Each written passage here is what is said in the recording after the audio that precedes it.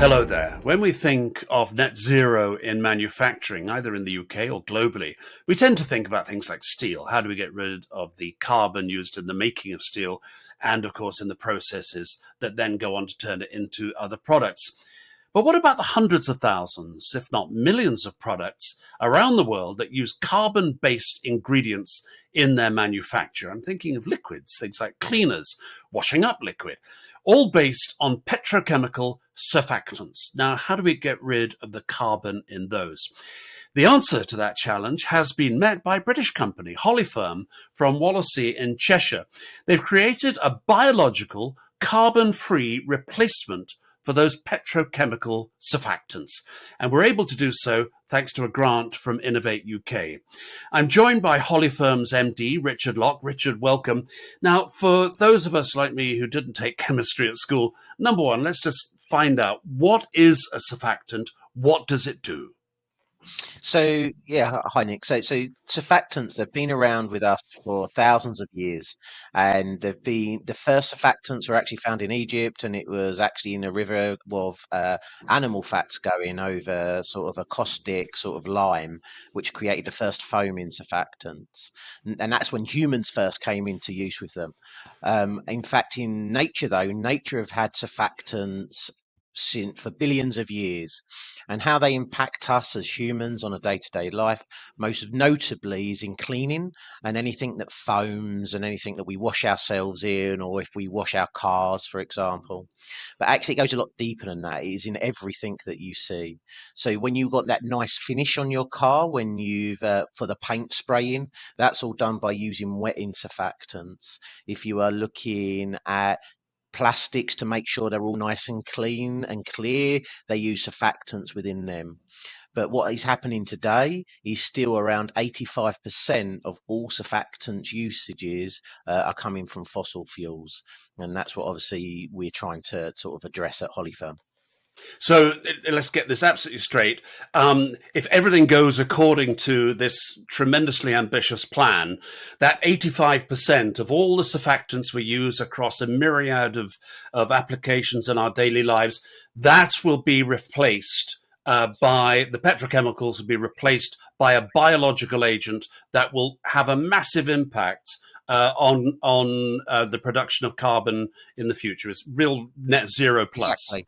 It's net zero plus. It actually turns into carbon capturing as well, which is a really unique way of our manufacturing process. So, but our goal is to eliminate the need of all petrochemical based surfactants and use a biological source surfactant in their place. Now, I know that you and the CEO of the company, Ben Dolman, whose PhD research actually led to this, got good, solid help from Innovate UK. Tell us a little bit more about the getting from the research to the development, which is where you are, R&D. But tell us what happens next. So yeah, so how it all started is the PhD of Ben Dolman, our CEO.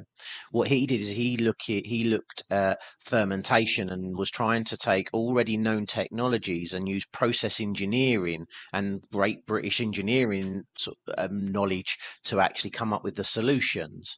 And in that, what he did is he got an initial £50,000 grant to start scoping the technology and to understand how it can be used. And then what happened, we got in front of some key investors. So, and we got our first investment. So from there, Holiferm was incorporated in 2018, and the first investment came from ICOS Capital of £1 million. That's when I joined the company, and that's when we took the first upstream development of a base process, and then moving it into scale up. And to where you see behind me, where I'm sitting right now, is the first UK commercial plant for lipids, producing over 1,000 tons of biosurfactants.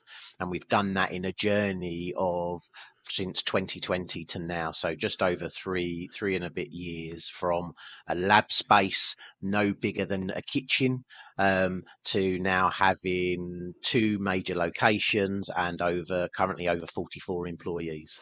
But are you still at the D stage of R&D, or are you actually about to manufacture? Because this is the so-called valley of death that has plagued British innovation over years and years and years.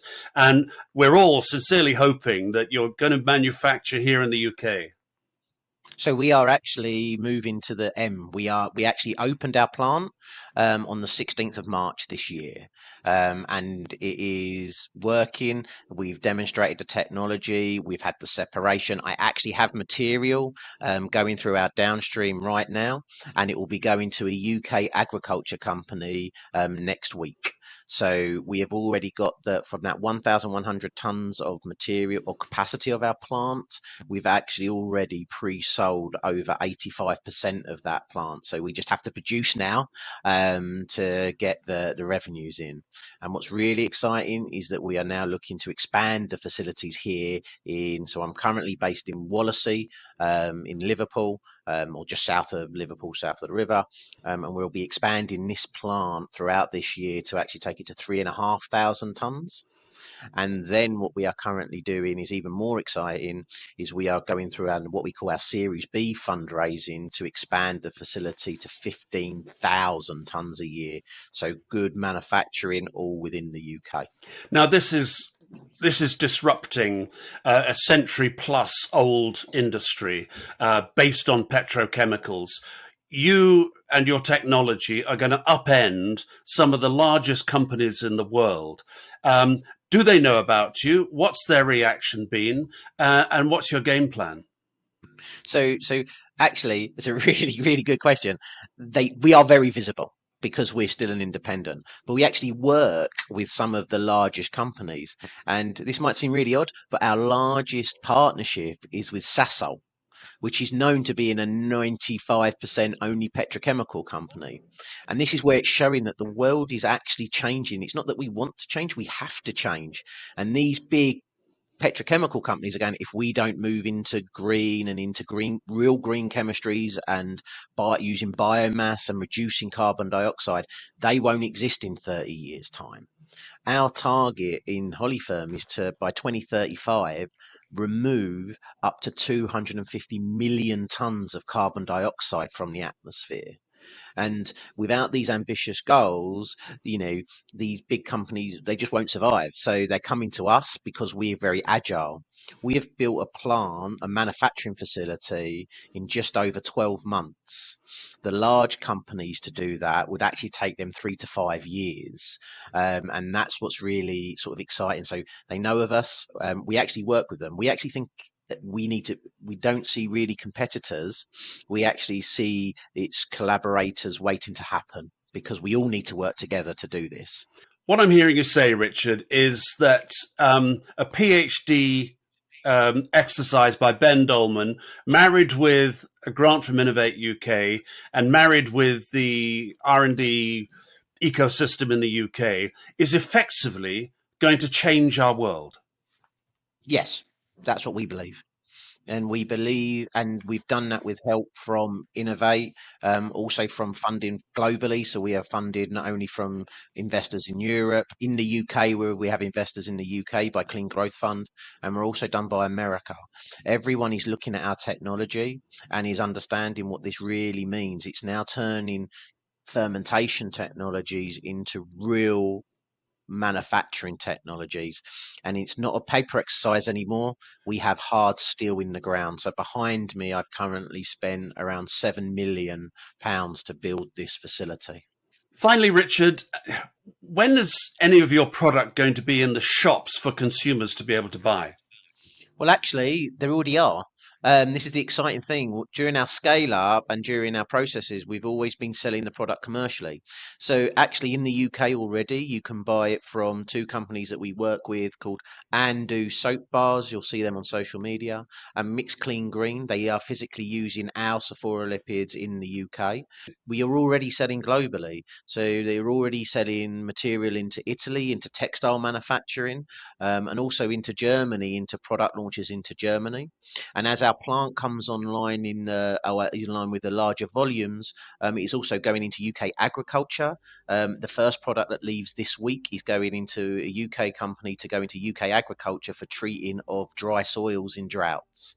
So it's already there, and this is what's exciting about the technology. It sounds absolutely wonderful. Congratulations to all concerned. Richard Locke, thank you very much indeed. And we look forward to catching up with this very exciting story as you go forward in the future. Many thanks. Fantastic. Thank you very much, Nick.